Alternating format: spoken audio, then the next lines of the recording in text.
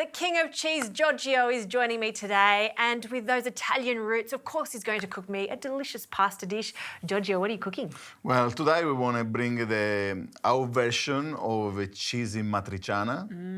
So the matriciana, it's a very Italian pasta, very popular. We want to serving inside of this little caciotta, so inside a little wheel of cheese. So I can picture it. So the cheese is going to melt from that hot pasta, but you eat the cheese bowl? You eat the cheese ball?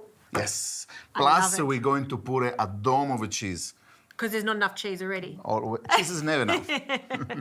I love it. So we're going to start with the sauce. We start with the Napoli sauce, yes. Okay. So we start normally at home. This was a recipe my mom showed me when I was 5. Five? So, 5. Giorgio, because she had to entertain us. So we put normally olive oil. Yep, onion, olive oil together to fry off. Yeah, to fry it off. The onions is already smelling the house. You want to start to cook. Fantastic. You start to onions always. And lots of olive oil.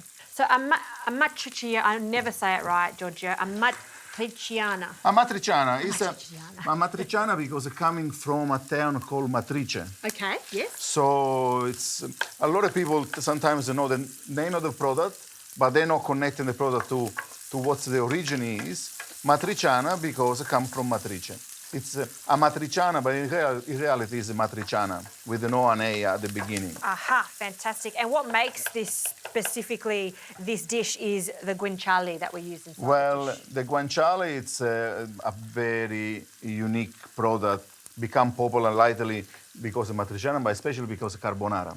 This is the main ingredients of the carbonara. Sure. Practically, guanciale coming from guancia. Guancia is the cheek, Yep. is the pork cheek. And you can see how much fat, but that's what you want. The fat is what's going to make this dish The taste flavor, so good. absolutely. Yes, yep. We add in the carrots to our base for the sauce. So we're not going to add the guanciale to No, this. the guanciale we're going to fry it on the side. Okay, why is that? Because otherwise we will lose a lot of the crunchiness if we let it soaking inside of the Napoli sauce. Yes, So okay. we make a Napoli sauce on the side, Yep. and then we put together the guanciale, maybe with a little bit of chilli. We put Ooh. together at the last minutes before we garnishing the pasta. Oh my gosh, this is going to be so good. And Giorgio, that's cut right, not too small? Perfect. Perfect, okay. And our sofrito is also ready to put Lovely. the tomato in. Okay, tomatoes. Tomatoes, And whole tomatoes, whole peeled tomatoes. the best. The best, huh? The best tomato in Italy, they are the San Marzano. I know. This ancient variety growing near Naples. You really taste the difference, and you may be asking, where can I get that in Australia? You can. When you go to the Italian delis, look out for them. Even some grocery stores have them now. You just got to look for them in a can, and it'll say DOC on it too. Yes, and depends where they come from. Absolutely. Exactly. San Marzano is the best variety. Yeah. Now we have here salt and pepper, a little pinch of salt. Giorgio already smells so good, and all of the guanciale is done. And how would you like the chili chopped? Finally, but I like to see the chili honestly. Yeah, okay, Because so I cut like it to around. feel in when you eat a little crunchiness. Yeah. Okay, So not completely. cut it in half moons. Yes. Fantastic. So how long are we going to cook the sauce for? Well, I will cook at least for 1 hour if I can. Okay, we're going to wait for that to cook. And then in the meantime, we're going to slowly render the fat out of the guanciale and add some chili to that.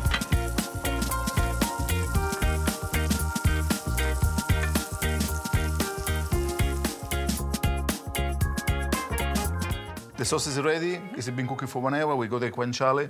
This has already been created nice and crunchy. All this beautiful fat melted will give it the flavor to our pasta. And now let's get on the cheese. So our cheesy matriciana, this is our version because our world is all about cheese. So we have to carve this and can look an hard job, but in the reality can be very easy. Caciotta is a simple cheese.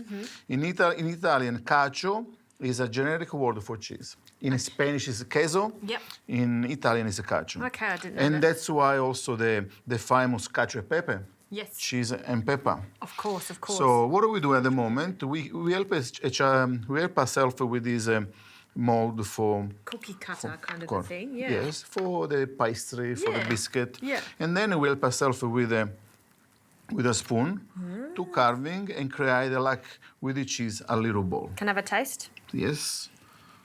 Definitely this one is for keeping heating. Yeah, you it's know, very for a while. mild cheese, isn't it? Yeah, fresh and mild. Kids friendly. Kids Yeah. love this Yeah. cheese. It's not stinky. Yeah. So, yeah.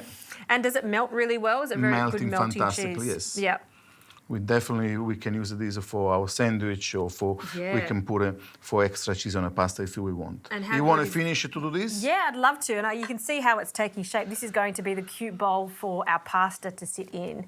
Now, the water boiling, want to pass me the pasta? Yes. Please. And linguine, Linguine. great choice. And fresh linguine, why not? Beautiful.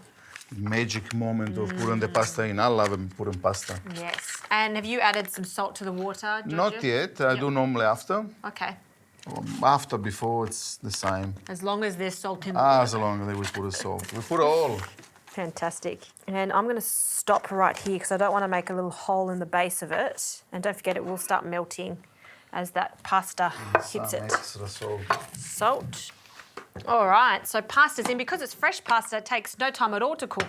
Yes, the pasta cooking, nearly ready. Okay. We turn it on our guanciale again, so we can mix together with the chili and the sauce. Okay.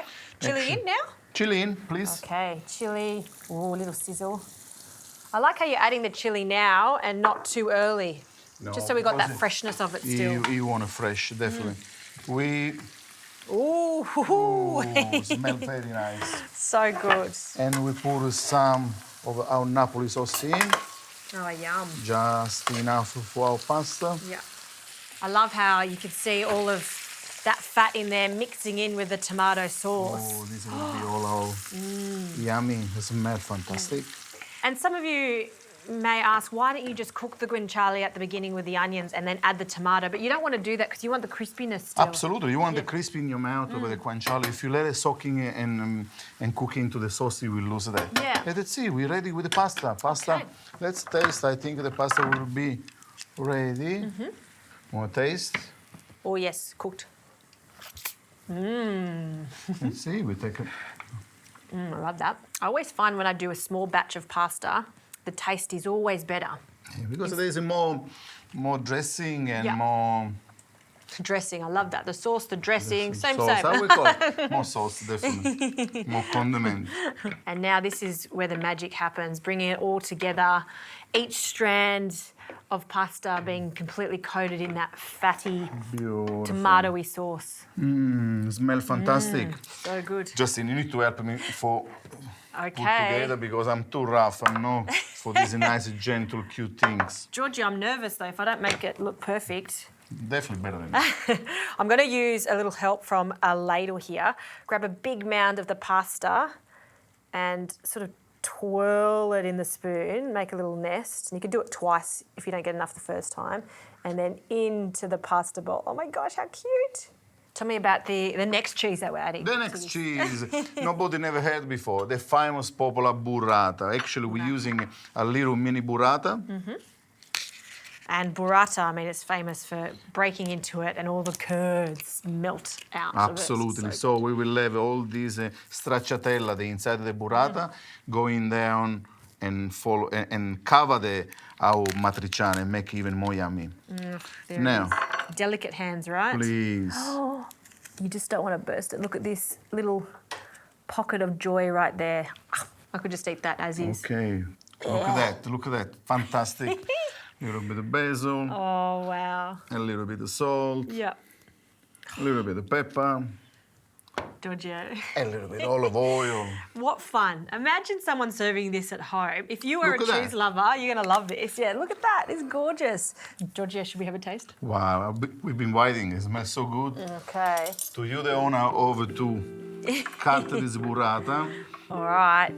There we go. Let's cut through. And then if you like, you can still add some grated parmesan if you like, some parmigiano on top. Parmesan. How much cheese do you want to add to this, Giorgio? Never enough. Yes. Never enough. This is my belief. You go first. Definitely. No, please, please, please, please. All right. It's certainly theatre at the table, a dish like this. But look how creamy it is with that delicious mini burrata on top. I'm like salivating. But the beauty of this is also you at the end you enjoy the full cheese. I love your cheeses. Grazie, buonissimo. It's so good. And with the pasta that's cooked to perfection, it is a true delight, Giorgio. It looks good. It looks good. It tastes even better than it looks good. Grazie. Grazie a te, Justine. Thank you.